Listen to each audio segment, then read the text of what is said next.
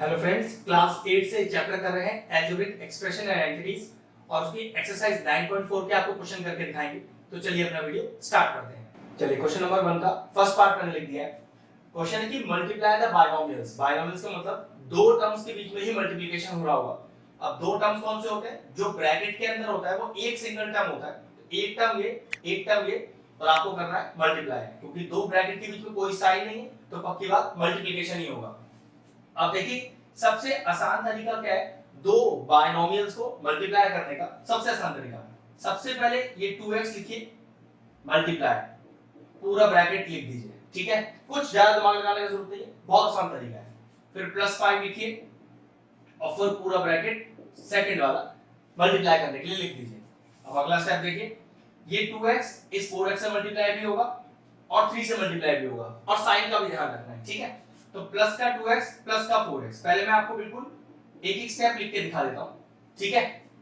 फिर plus into minus is minus 2x into 3।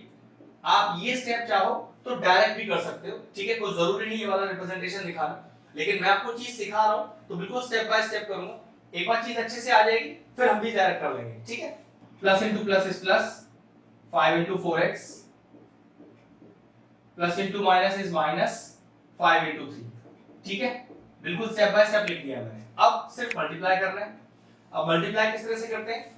Numeral term से multiply होगा, variable से मल्टीप्लाई होगा, और ध्यान रखिएगा लाइक टर्म्स मल्टीप्लाई होंगे, मतलब सेम वेरिएबल ही मल्टीप्लाई हो सकता है। अब देखो, अब नेक्स्ट स्टेप 2 4 सा 8। अब देखिए x into x, like terms है ना, तो भी सेम वेरिएबल है, तो x into x is x²। लेकिन ये आया कैसे x²? तो एक्सपोनेंट और पावर चैप्टर में हमने सीखा था दो टर्म्स मल्टीप्लिकेशन में हो जिनका बेस सेम हो तो पावर ऐड हो जाती है। तो देखो x की पावर 1 x की पावर 1 मैं बना के दिखा देता हूं, तो दोनों की बेस सेम है, बीच में मल्टीप्लाई तो पावर ऐड हो गई, तो x into x कितना हो गया? x²। आप इसे जैसे चाहे समझ लो, डायरेक्ट मल्टीप्लिकेशन कर दो या एक्सपोनेंट पावर के नियम से समझ लो, आंसर सेम आएगा आपका, ठीक है। माइनस फिर 2 3 6 और सिंगल x है तो यहां कुछ कर ही नहीं सकते, प्लस 5 4 20, सिंगल x है तो कुछ कर ही नहीं सकते, सिर्फ कॉपी करना है। माइनस का 15। अब देखो दो x वाले टर्म दिख रहे हैं आपको, फिर लाइक टर्म्स आ गए, फिर ये x सब्ट्रैक्ट हो सकते हैं, तो 8x² माइनस का 6 प्लस का 20, तो क्या आएगा? माइनस का 6 प्लस का 20 प्लस का 14 प्लस का 14, दोनों के पीछे x है, आप भी x लगा दो, कुछ करने की जरूरत नहीं है। माइनस 15, बस इसका मल्टीप्लिकेशन कंप्लीट हुआ। अब आगे आपको कुछ नहीं करना है। चलिए फर्स्ट क्वेश्चन का सेकंड पार्ट लिख दिया है, सिंपल है, मल्टीप्लाई करने बायनोमियल्स, तो बिल्कुल पहले क्वेश्चन की तरह y लिखिए, पूरा ब्रैकेट लिखिए, -8 लिखिए, पूरा ब्रैकेट लिखिए, ठीक है। बिल्कुल यही नियम हमने क्वेश्चन नंबर 1 के फर्स्ट पार्ट में भी लिखा था। अब इस y को 3y से भी, इस y को 4 से भी, ठीक है। अब मैं डायरेक्ट कर रहा हूं, तो 3y², फिर plus into minus is minus 4y। अगर आपको लगता है कि डायरेक्टली नहीं करना आ रहा तो फर्स्ट वाले पार्ट की तरह पहले मल्टीप्लाई वाला पूरा स्टेप लिख लो, फिर अगले स्टेप पे मल्टीप्लाई कर सकते हैं, ठीक है। Now minus into plus is minus 8 3 24 और सिंगल y है तो y आएगा, माइनस माइनस प्लस 8 4 32, वेरिएबल कोई है नहीं। अब देखो यहां भी y, तो लाइक टर्म्स है, इन्हें जोड़ा या घटाया जा सकता है, और विच इंप्लाइज के सिंबल भी लगाना नहीं भूलना। सिंगल y² है तो कुछ नहीं हो सकता, y बिल्कुल इनका कुछ हो सकता है। माइनस का 4 माइनस का 24 कितना आ गया? माइनस का 28, दोनों में y है, y एज इट इज लिखा रहने दो, प्लस का 32, बस फिनिश हो गया मल्टीप्लिकेशन। चलिए फर्स्ट क्वेश्चन का थर्ड पार्ट लिख दिया है। अगर इस क्वेश्चन को ध्यान से देखो तो एक आइडेंटिटी लग रही है इसमें, ध्यान से देखना। अगर इस पूरे 2.5L को मैं मान लूं A और 0.5M को मैं मान लूं B, तो ये लिखा है A माइनस B, ध्यान से देखना ये क्या लिखा हुआ है? A प्लस B, और एक आइडेंटिटी होता है A minus B into A plus B which is equal to A² minus का B²। एक चीज को थोड़ा ध्यान से समझो, जब आपको एग्जाम में लिख के आए कि मल्टीप्लाई और लिख के आए कि यूजिंग आइडेंटिटी, तो देखो आपको आइडेंटिटी लगा के ही करना पड़ेगा। हम ये जो एक्सरसाइज कर रहे हैं उसमें ऐसा कहीं नहीं लिखा कि आइडेंटिटी लगा के कीजिए, तो आप इसे सिंपल मल्टीप्लाई भी कर सकते हैं क्वेश्चन के फर्स्ट पार्ट और सेकंड पार्ट की तरह। लेकिन ध्यान रखना एग्जाम्स में जो क्वेश्चन आते हैं वो मोस्टली आइडेंटिटी लगाने वाले ही आते हैं, और जो हमारी नेक्स्ट एक्सरसाइज है एक्सरसाइज 9.5, उसमें क्वेश्चन सारे आइडेंटिटी लगा के ही आएंगे। तो आप चाहो तो इस पर्टिकुलर क्वेश्चन की बात करें जहां पर ऐसा कहीं नहीं लिखा कि आइडेंटिटी लगाना है, सिंपल भी सॉल्व कर सकते हो, लेकिन मैं आपको आइडेंटिटी लगा के दिखा रहा हूं क्योंकि आइडेंटिटी लगाना हमेशा क्वेश्चन को आसान बनाता है और पेपर में मोस्टली क्वेश्चन आइडेंटिटी लगाने वाले ही आएंगे, ठीक है। तो मैं आपको उसी तरह से सिखा रहा हूं, ध्यान से समझिएगा। क्या देखा पहले मैंने, अगर मैं 2.5l को a मान लूं और 0.5l को b मान लूं तो ये लिखा हुआ है a minus b a plus b और डायरेक्टली आइडेंटिटी होता है a square minus b square का। फिर लिखिए a किसको डिनोट कर रहा है 2.5l को और b किसको डिनोट कर रहा है 0.5m को। अब जरा ध्यान से देखो, आइडेंटिटी के दो पार्ट है, a minus b a plus b, एक तो ये पार्ट है जिसको LHS बोल रहा हूं मैं, और एक RHS वाला पार्ट है a square minus b square लिखा है। अब आप ये चेक करो कि ये जो क्वेश्चन है वो आइडेंटिटी के LHS जैसा है या RHS जैसा। तो पक्की बात है a minus b a plus b वो आइडेंटिटी के LHS जैसा है, तो आप वैल्यू RHS में डाल दो। अगर वो RHS जैसा होता तो हम वैल्यू LHS में डाल देते, ठीक है। चलिए डालिए इसके RHS में वैल्यू, तो a स्क्वायर a कितना है अपना 2.5l, तो होल स्क्वायर आप लगा दीजिए, होल स्क्वायर लग रहा है minus b square 0.5m whole square, बस सॉल्व करना रह गया। अब इसका मतलब हो गया 2.5 into 2.5 l into l। मैं पहले एक बार स्टेप प्रॉपर लिख देता हूं, आप चाहो तो ये स्टेप बिल्कुल डायरेक्टली भी लिख सकते हो, ठीक है। ऐसे यहां पर भी 0.5 into 0.5 और into m और into n। चलिए अब 25 into 25 625, डेसिमल के बाद एक डिजिट, डेसिमल के बाद एक डिजिट, तो ये हो जाएगा 6.25, सिंपल मल्टीप्लाई किया है मैंने, ठीक है। तो 6.25 l into l l square. और अगर एक्सपोनेंट का नियम भी देखते तो देखो बेस सेम है, बीच में मल्टीप्लाई है, तो मैं पावर क्या करता जोड़ देता, और दोनों की पावर है कितनी यहाँ पर 1 1 ही तो पावर है, तो देखो l स्क्वायर। आप इसे डायरेक्टली भी लिख सकते हो, ये तो मैंने आपको समझाने के लिए बताया कि ये आया कैसे एक्चुअल में, ठीक है। एग्जाम में आपको एक्सपोनेंट का नियम नहीं लगाना, बस डायरेक्टली l स्क्वायर लिखना है माइनस 5 5 सा 25, लेकिन डेसिमल भी तो लग रहा है, तो चेक करो डेसिमल के बाद एक डिजिट, डेसिमल के बाद एक डिजिट, तो आपके आंसर में डेसिमल के बाद टोटल दो डिजिट होनी चाहिए, ये लीजिए, तो 0.25 हो गया m स्क्वायर। ये जो मल्टीप्लिकेशन करने वाला पार्ट था ये आप सेपरेटली अपने तरीके से भी कर सकते हो, मैंने जो तरीका सिखाया उससे आपका सिर्फ टाइम बचेगा, ठीक है। तो आंसर आया 6.25 l square minus 0.25 m square. Finish हो गया पार्ट। चलिए फर्स्ट क्वेश्चन का फोर्थ पार्ट करते हैं।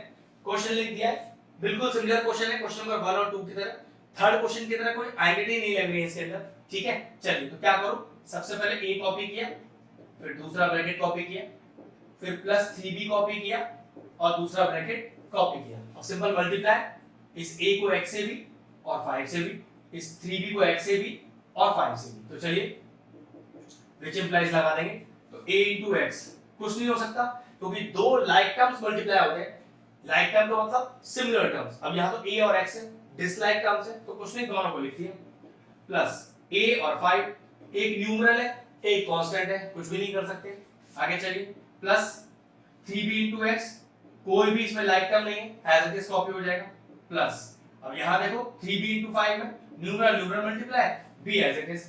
चेक करो कोई लाइक टर्म लिखाओ, यहाँ सिंगल ax लिखा है, यहाँ a लिखा है, यहाँ bx लिखा है, यहाँ b लिखा है, कोई भी लाइक टर्म नहीं है, बस यही आपका फाइनल आंसर है। चलिए फर्स्ट क्वेश्चन का फिफ्थ पार्ट लिख दिया है, फिर किसी तरह की कोई आइडेंटिटी नहीं लग रही है, तो क्या करूं, पहला टर्म कॉपी किया, फिर पूरा ब्रैकेट कॉपी किया, बहुत आराम से सीखिएगा, प्लस 3q स्क्वायर और दूसरा टर्म कॉपी किया। ये भी क्वेश्चन नंबर शुरुआत वालों की तरह है, ठीक है, जो बीच में हमने एक आइडेंटिटी लगाने वाला क्वेश्चन किया था, ये उस तरह से नहीं होगा क्योंकि कोई आइडेंटिटी लगी नहीं रही है, और जब लगेगी आइडेंटिटी तो आपको फिर से बताऊंगा, ठीक है। अब सिंपल मल्टीप्लाई 2pq को 3pq से, तो देखो न्यूमरल को न्यूमरल से करो, 2 3 6, p से p को करो तो p into p क्या होगा p स्क्वायर, ऐसे q into q क्या होगा q स्क्वायर, और प्लस into माइनस माइनस, 2 2 सा 4, न्यूमरल न्यूमरल से और लाइक टर्म्स से, ठीक है। p से p तो है ही नहीं, सॉरी एक ही p रह गया, फिर aq और 2q, तो मल्टीप्लाई कितने बन गए total 3q, plus 3 3 9, q square और Q, तो Q Q, P एक सिंगल है, एज इट इज कॉपी करना पड़ेगा, plus into minus minus, 3 2 6, Q square और Q स्क्वायर कितना हो गया, Q की पावर 4। अब चेक करो, लाइक टर्म तो नहीं है कोई, P square Q square, P Q Q, Q Q P, हाँ बिल्कुल देखो ये चेक करो इनके पीछे के variable, P Q Q, P Q Q, मतलब ये जोड़ सकते हैं या सबट्रैक्ट हो सकते हैं। तो चलिए माइनस का 4 और प्लस का 9, तो क्या बचेगा, प्लस का 5। तो अगला स्टेप देखिए, 6 P square Q square plus 5 P Q Q, और एक चीज का ध्यान रखना, ये आगे पीछे लिखने का कोई मतलब नहीं होता मल्टीप्लिकेशन में, ठीक है। P Q Q और Q Q P एक ही चीज है, ठीक। माइनस का 6 Q की पावर 4, ये लीजिए क्वेश्चन फिनिश हो गया। चलिए फर्स्ट क्वेश्चन का आखिरी पार्ट लिख दिया, 6th पार्ट। अब यहाँ भी कोई मुझे आइडेंटिटी तो दिख नहीं रही, तो सबसे पहले क्या करूं, देखो इस 4 को पहले अंदर मल्टीप्लाई करता हूं, वरना आपको करने में थोड़ा दिक्कत आएगा बाद में, ठीक है। जब आप इसे परफेक्शन के साथ सीख जाओगे तो 4 बाहर के साथ भी मल्टीप्लाई हो सकता है, लेकिन अभी आप पहले 4 अंदर मल्टीप्लाई कर ही लो, ठीक है। तो 3/4 a square plus 3b square, यहाँ तो कोई चेंज करना ही नहीं है। अब देखो इस 4 को अंदर मल्टीप्लाई करो, तो 4a स्क्वायर माइनस 4 को 2/3 से, तो चेक कर लो 4 को 2/3 से करोगे तो कितना आएगा, ऊपर ऊपर मल्टीप्लाई होता है, नीचे नीचे, ये हो गया 8/3, ये हो गया 8/3 और b स्क्वायर। अब क्वेश्चन का वही तरीका कि दो बायनोमियल टर्म है आपके पास, मल्टीप्लाई करना है, आइडेंटिटी तो कोई दिख नहीं रही, तो 3/4 a स्क्वायर पहला टर्म कॉपी किया और ये पूरा एज इट इज, तो 4a स्क्वायर माइनस का 8/3 b स्क्वायर, फिर प्लस का 3b स्क्वायर कॉपी किया और दूसरा ब्रैकेट एज इट इज। शुरुआत वाले क्वेश्चनों की तरह ही इस पूरे क्वेश्चन को करना है, ठीक है ना। अब ध्यान से इसको पूरे इसके साथ और पूरे इसके साथ, थोड़ा सा बड़ा काम है तो मैं पूरा स्टेप बाय स्टेप एक एक स्टेप लिख के कर रहा हूं, ठीक है। तो मुझे मल्टीप्लाई करना है 3/4 a स्क्वायर को 4 के a स्क्वायर से, ठीक है, plus into minus is minus, तो 3/4 a स्क्वायर को मल्टीप्लाई करना है 8/3 b स्क्वायर से। मैंने आपसे कहा था अगर आपको लगता है कि आपको डायरेक्टली करना आता है तो बिल्कुल कर सकते हैं, ठीक है। प्लस इससे जो मैं कर रहा हूं उससे गलती होने का चांस बिल्कुल ना के बराबर है।